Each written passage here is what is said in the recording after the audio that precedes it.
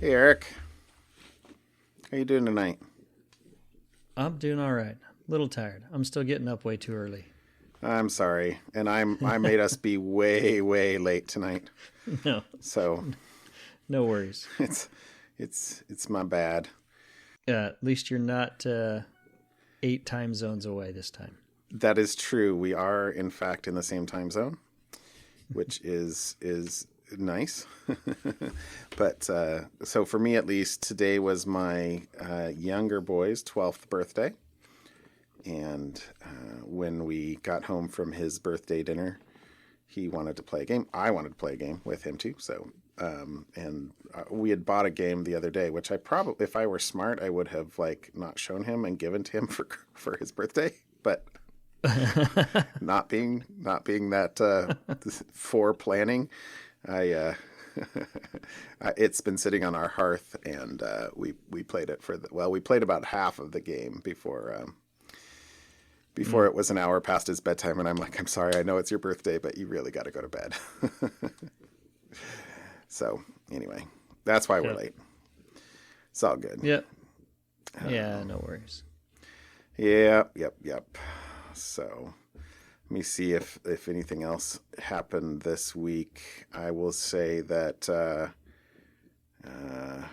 I've been getting up super duper early because readjusting back to this time zone has been hard for me.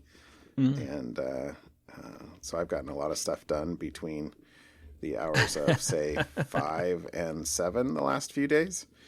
But minor B update is that all 3 of my colonies are still alive. I did have to rejoin the one I tried to split off. It just didn't take. So I actually rejoined them before I headed off to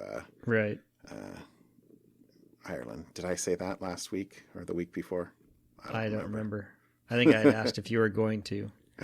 Yeah, it was a. Did you catch any bees? So I take it you haven't caught any bees either. No bees I was so excited. I tweeted out the picture of the bee in my swarm trap, but nope. It evidently decided that it was not for its family. So I'm still keeping an eye on it. I'm baiting it every 2 weeks. We'll see. It's okay. All right. It's okay. Everybody's alive. I haven't done too much damage with my meddling yet.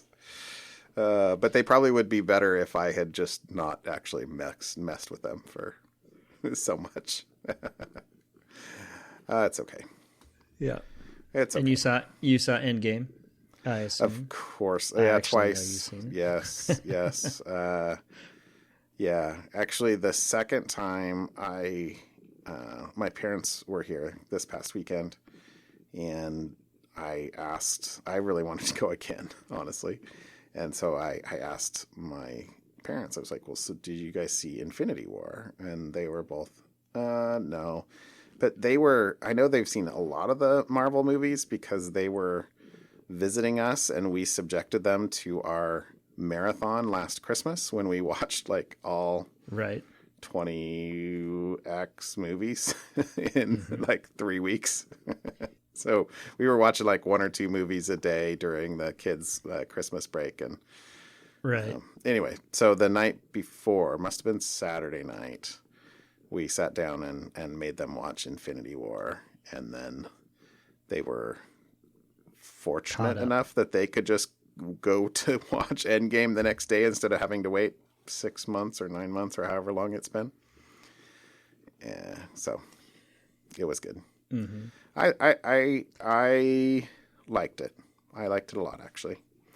I think they did a pretty good job of kind of tying together an enormous number of threads that have been kind of spun throughout all the movies. I'm clearly a comic book fan, so I really enjoyed it.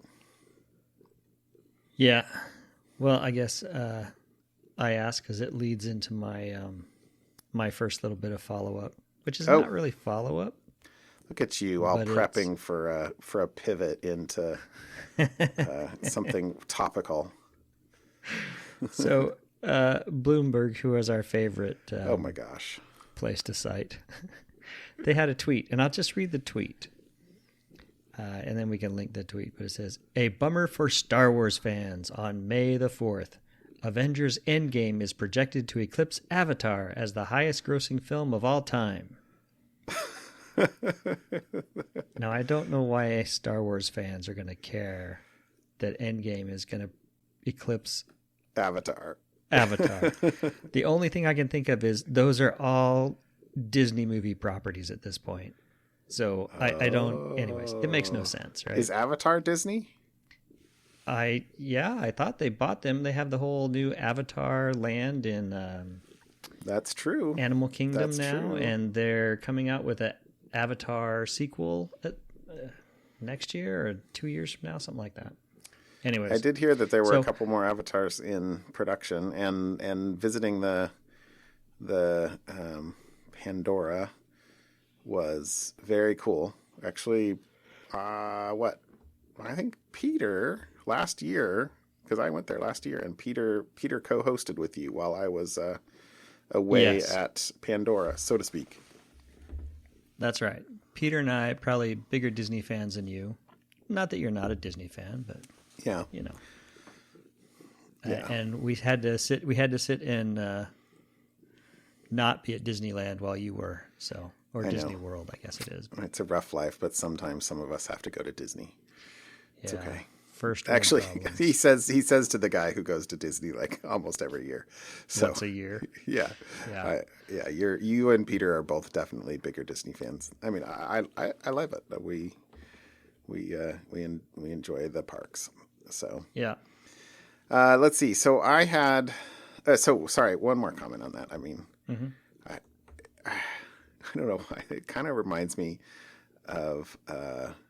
I'm going to have to cut this out, but did you ever see it was like a meme, but it was how to annoy every nerd ever. And it was a picture of Jean-Luc Picard that said, use the force, Harry. I do. I love that one. Oh, I'm sorry. Yeah. Cause I mean, Star Wars still on the list. It's awesome that they're making more Star Wars movies in general. I think we can all still agree that the first three, 1, 2, and 3, the second set of 3 probably shouldn't exist, but the last ones have been really good. They've done a good job. I was not as offended by the first 3 that apparently a lot of people were. We waited many years before I would allow my children to watch them. Let me just say that. And I'm actually not sure they've ever seen the last one of those. What is that? The one where he turns into Darth Vader. Oh. Revenge of the Sith? I don't remember what it's called. I don't remember it. Anyway. Yeah.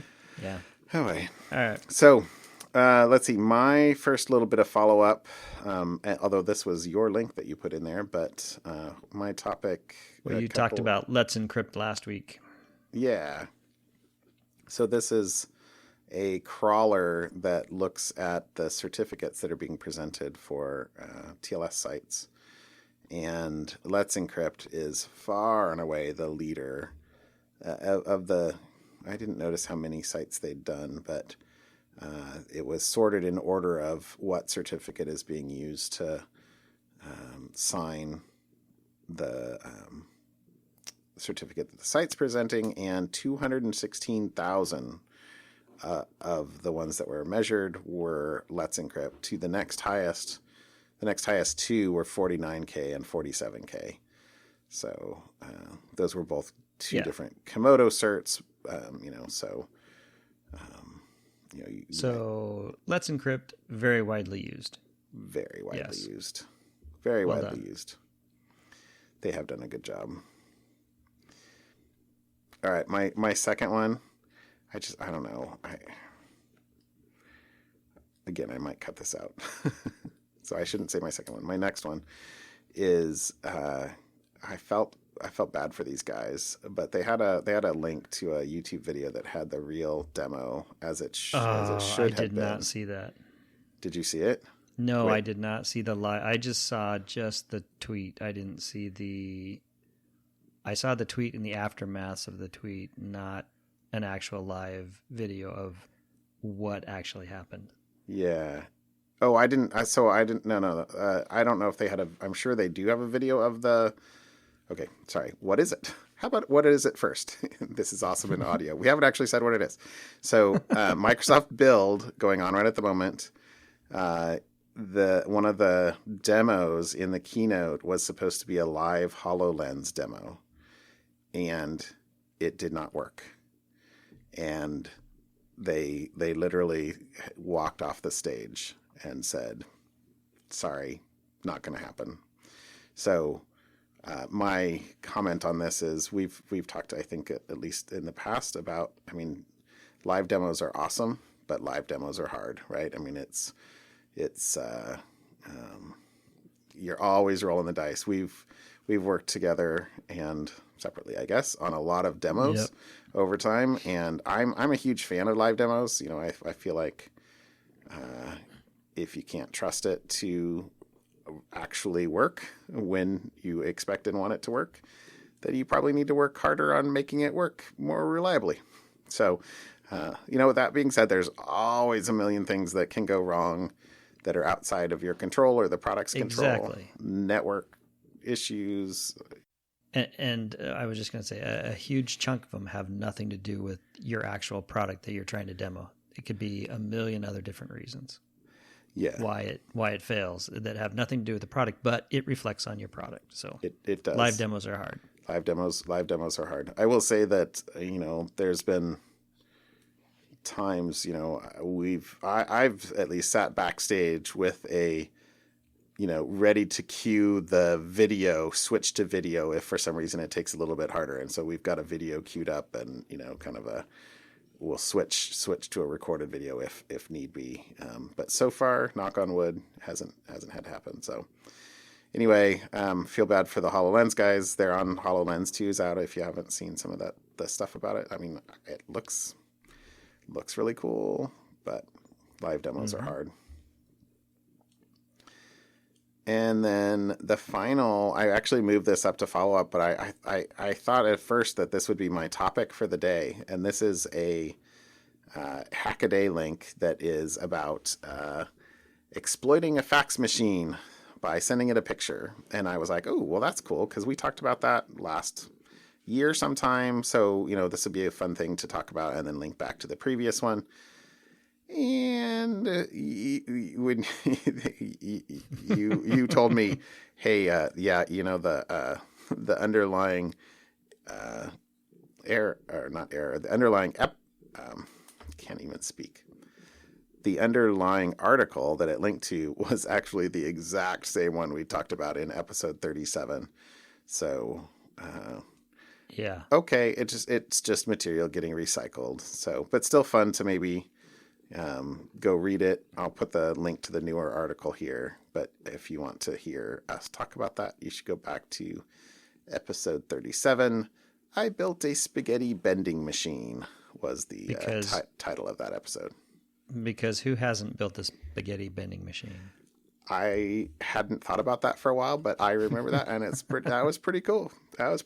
So, because speaking of that, I actually saw that. Where did I see that? That article got recycled about how someone has actually built a spaghetti. I saw it on my Twitter feed somewhere. Anyway, so everything kind of starts to come around again. People running out of material. Yeah, the internet's just like Hollywood. There are no new ideas. They're just recycled ideas. Oh, here we go. Oh, that's funny. Okay, well, I think that can officially end the follow-up section of this podcast. How about a topic? What do you got for me? So we spend a lot of time in GitHub or source control or source code and digging around, and we've also commented occasionally on ransomware. Once or twice. This is an article about a hacker who is apparently wiping Git repositories and asking for a ransom. So going after open source projects or other projects on GitHub, GitLab, Bitbucket, some of the public Git repositories and leaving a ransom note behind asking for Bitcoin. So they remove all the source code, and all the recent commits, and then they send them a note saying, "Hey, give us 0.1 Bitcoin, or about $550 or so. And here's our address, and send us an email with proof, and then we'll give you back your source code," which doesn't make any, I don't know. This one has always kind of made odd sense to me. I guess if you don't actually have a copy of your source control locally. Anyways, it was an interesting article that they're trying, but fortunately, if you look at the Bitcoin address, it's not getting any money. It has $3 in it, which is probably someone sending a test amount of Bitcoin just so they can start tracking it, see if they can track where the money outflows to. So okay, probably not a good attack, but they don't know exactly why or how it happened, and the assumption or the evidence, I guess, appears to suggest that a hacker just scanned the internet for Git config files, found credentials, and then went and tried to find logins. So once again, don't check in credentials to your Git repository. Well, that's not a credentials in Git repository. I was just going through our RSS feed to see if we had talked about this. I didn't remember. Oh, in fact, here, I totally just found it. What episode is this? 39. Episode 39. This was, let's see, the title of the section was Exposing Your .git on the Web. Because if you're scanning the internet for, Git configs, what you're probably doing is you're publishing your repo to some server, and if you can enumerate directories, and they can basically try to find a .git directory and basically pull out your Git config, right? There's they can find. I'm trying to remember this. It's been a while, but yeah, this was about finding credentials inside the .git repo. So maybe it is scanning the .git directories for credentials that are checked in to the repo. Right. Yeah. Sorry, it's been a while, but we'll have to reference back to episode 39 because that's bad. Yeah, this is turning out to be the "What's Old is New Again" episode. Yeah, maybe. There we go. Maybe that'll be my title. What's old is new again. Anyway, so that was just my article of a new approach or a different approach in ransomware going after Git repositories, wiping them out. But there's actually several ways that people have found to restore the stuff off of Git repositories. It just tweaks around with the commit headers, and you can figure it out and get it back if you're sure. I mean, if targeting a developer community is probably not as lucrative as some, let's say.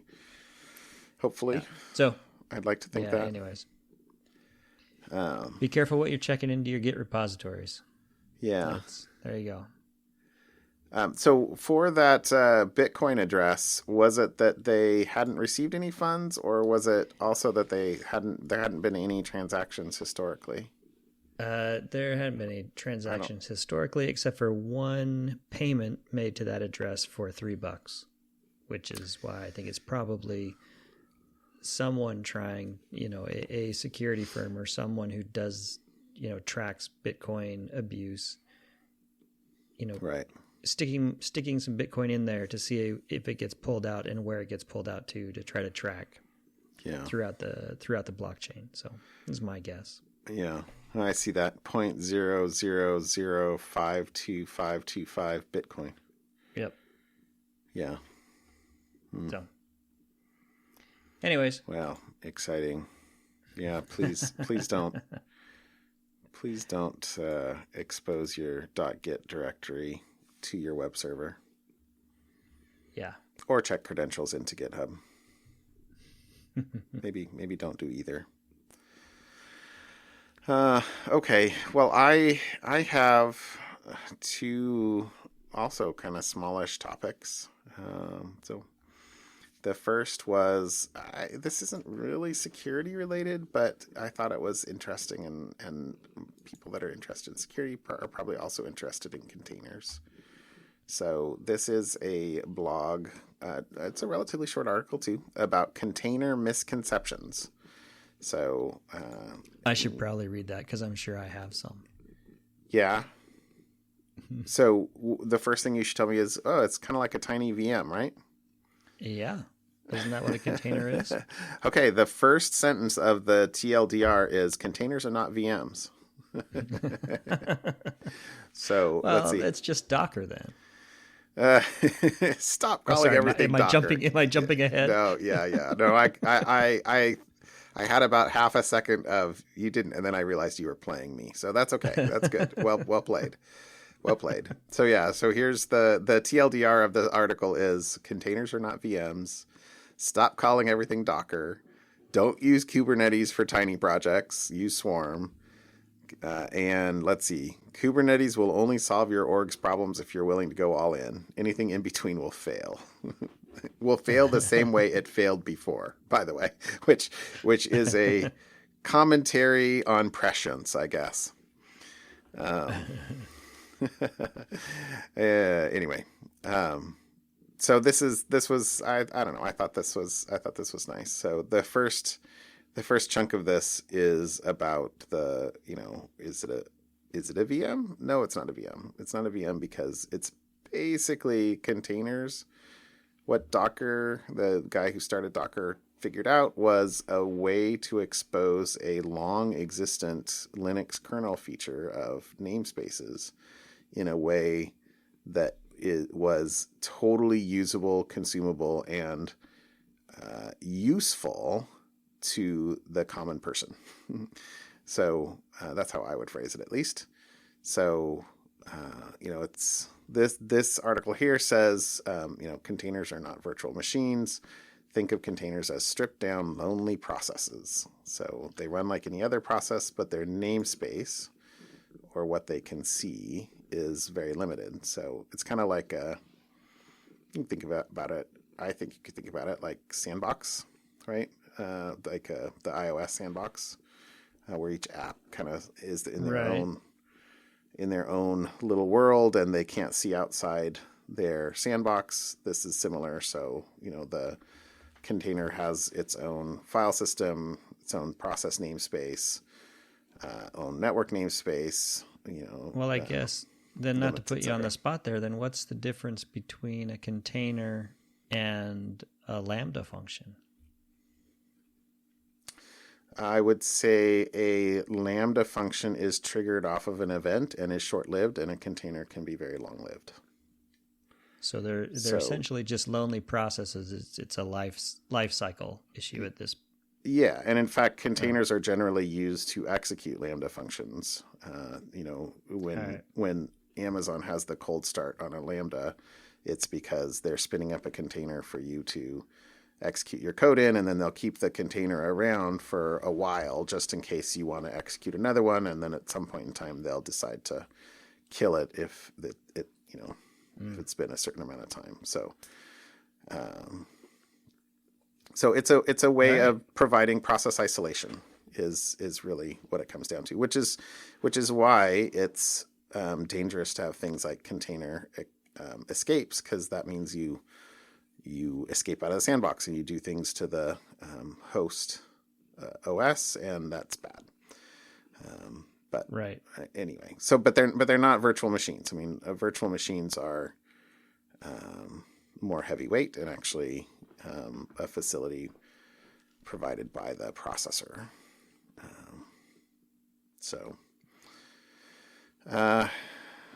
I'm sure, yeah. There's lots of stuff I don't understand about a lot of this. So, if I say something wrong, correct me. I'm happy to say, ooh, that's cool. Teach me something else. But that's why I think it's better to think about that. So the second thing in this article is, everybody says, oh, it's a Docker this, a Docker that, Docker container. So there. Well, that's kind of like Band-Aid or Kleenex at this point, right? Yeah, kind of. Although, I guess Rocket, I think, is maybe another engine that has got some traction. OCI is the Open Container. Oh, I should know that. So that, there's attempts to, not attempts, they have Open Container Initiative. So they've created standards around that, but Docker still is the big kahuna, the 900-pound gorilla, as the saying goes, in the container space. But Docker itself is the company is primarily doing enterprise support and enterprise data center tooling. The engine itself is open source, and even their orchestrator, which this article talks a little bit about later, is pretty easy to use and built in directly to the Docker engine. Yeah, so Docker is to containers what Red Hat is to Linux. I like it. Yes, that's very nice. Very nice. All right. And they also host a container registry, Docker Hub, which is the most used container registry. But there's it's pretty easy to have a container registry in other ways too. And in fact, I guess I don't know who has the most popular container registry, but I know that we use Artifactory, which is a product by JFrog, I believe. That we have a number of container registries that we use internally, which is great. And that's not exclusive to Docker Hub. So that's cool. Then the third thing is a Docker file is just a Docker. I mean, it's a manifest. It says there's a number of commands that you can run in there that basically tell the engine how to construct your container. So those can be things to execute, some things to install on, that you need available to you inside the container, and what to run when the container is started up, which is. But the cool thing about this is, this is a huge step towards the whole, codification of what it takes to run your app. So if your app is a Python script and your Python script needs a particular version of Python and particular libraries installed and everything else, you codify that inside the Docker file, and then you can Docker run that in any number of environments, whether it's on Azure or in AWS or on your local box or in some other service that supports containers. Your environment essentially gets to travel along with the executable component of your program, which is really, really, really convenient. And I think that more than any, frankly, and as a security guy, this is kind of sad, but I think that more than even the security aspects of, process isolation, et cetera, or the fact that, it's a very lightweight way of scaling or sharing infrastructure, it's probably I get to execute this in any number of places that it accounts for Docker success more than the security aspects, in my, I guess, not so humble opinion. Mm-hmm. So well done. That's cool. I appreciate your humility. Yeah. I said not so humble opinion, but it's okay.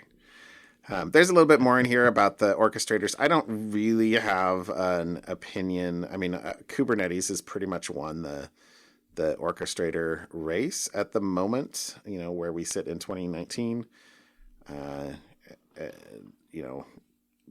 Kubernetes started from Google, but it was rapidly adopted by AWS and now Azure as well. So, Kubernetes is a common element across the container services from all three of the big cloud providers. And of course, you can run it locally as well. So the main comments in here are that, Kubernetes is really, sort of industrial grade orchestration. If you just have small needs for a few services, personal projects and stuff like that, you're better off just using Swarm, according to some dude on the internet named Bejarano. I don't know what.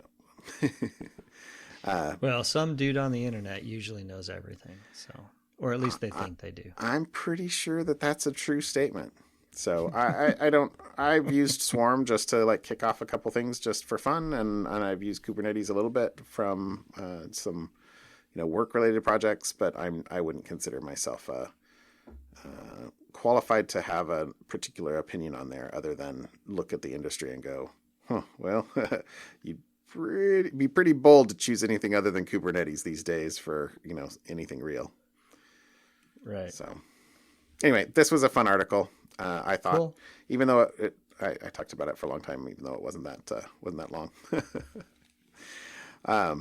My second, again, quote unquote, little topic was a tweet. I didn't see a mainstream article on this, but this was a guy that said he figured out, and he posted a little video and the sample code. He figured out or realized you could use CSS hover selectors to track user behavior on a website or a web page without using any JavaScript at all. So do I now have to hate CSS too? Oh, I thought you already hated CSS. Oh. Didn't we argue about CSS is the same as HTML? HTML, yeah. Yeah, no.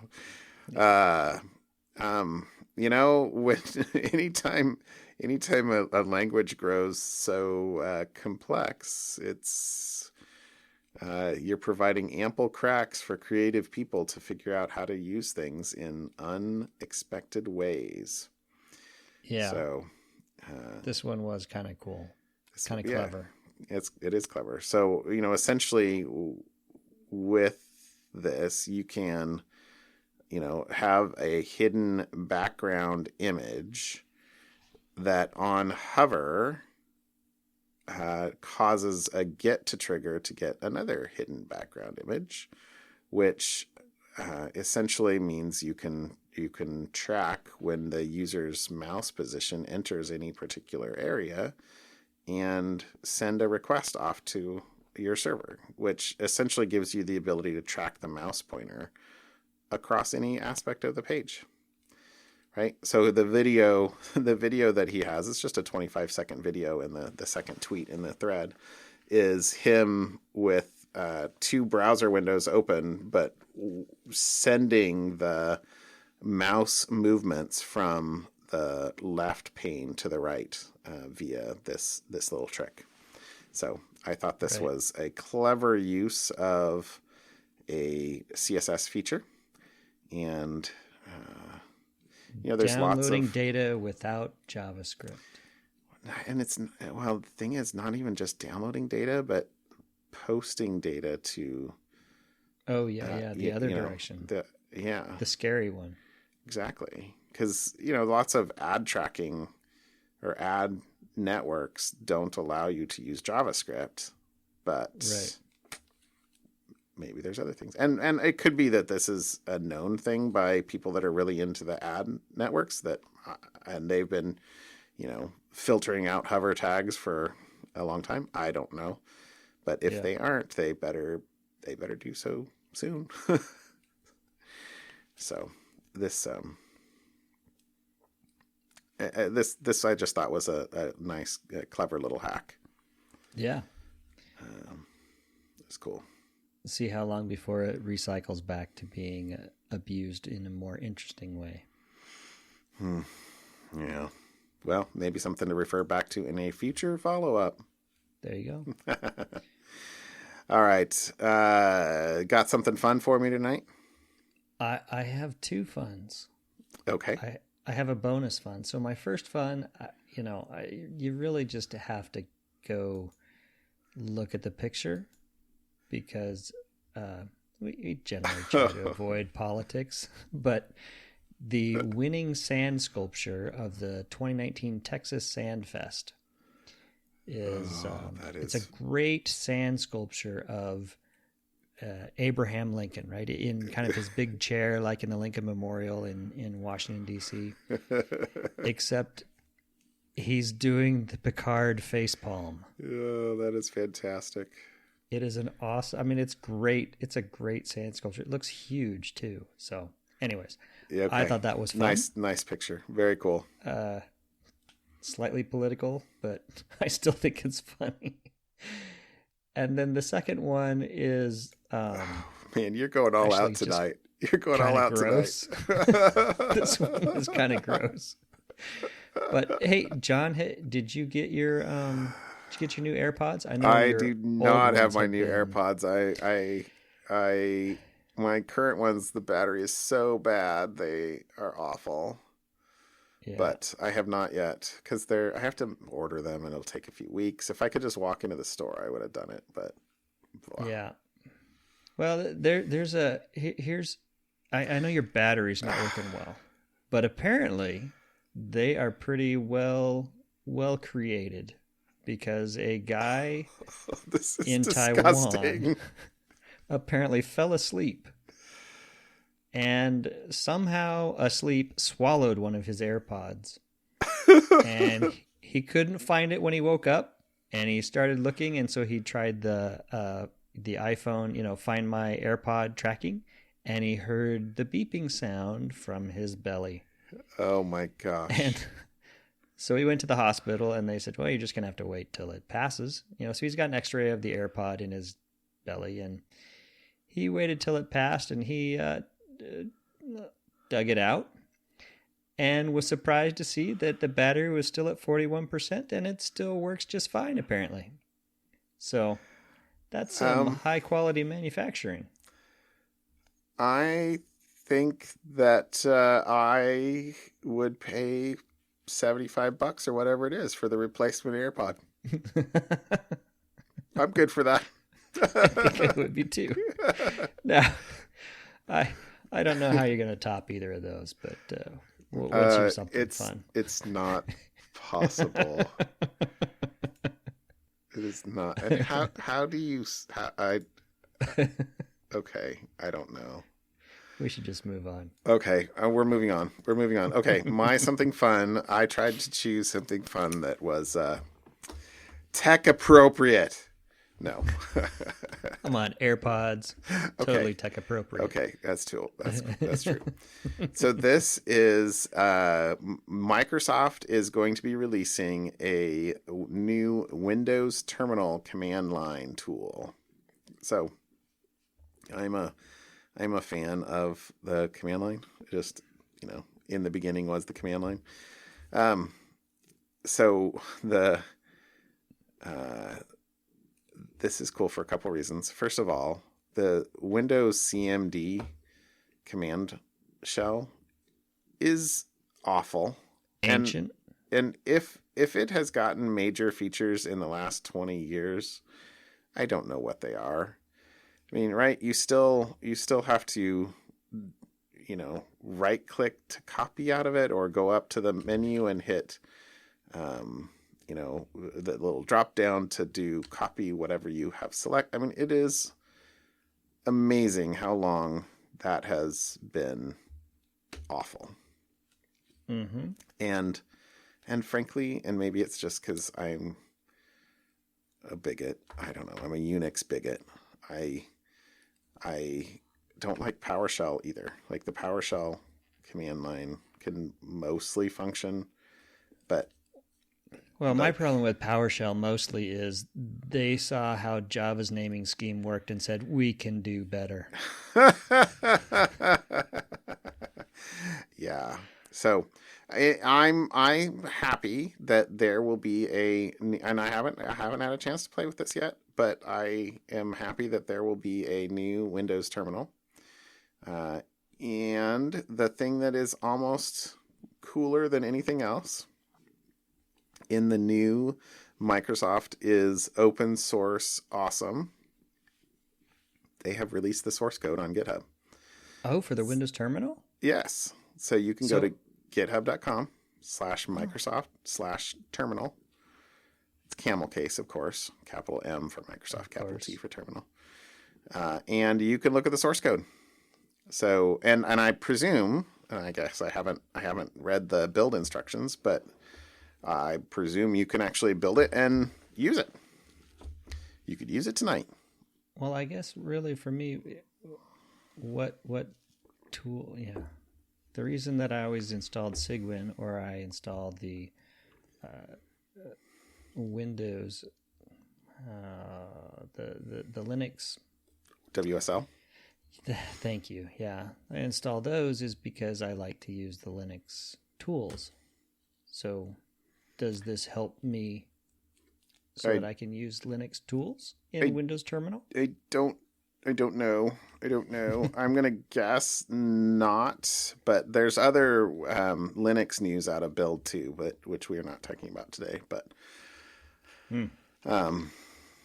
but I don't know. I don't know like what can I use LS? Can I set -OVI? I don't know. Well, I will have to go actually try and play with that. And yeah. I may end up having to play with that sooner than I want to if my work Mac dies the horrible death it seems to be. I'm sorry. In the current spiral. It is on the the edge of the pit of despair.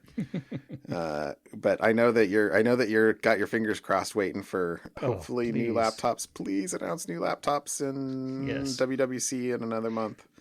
With an actual keyboard that works, please. Okay, don't get me started.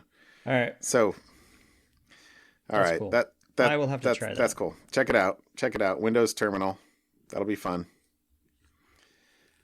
All right, man. Good for tonight. Yeah, sounds good. Should we call it an episode?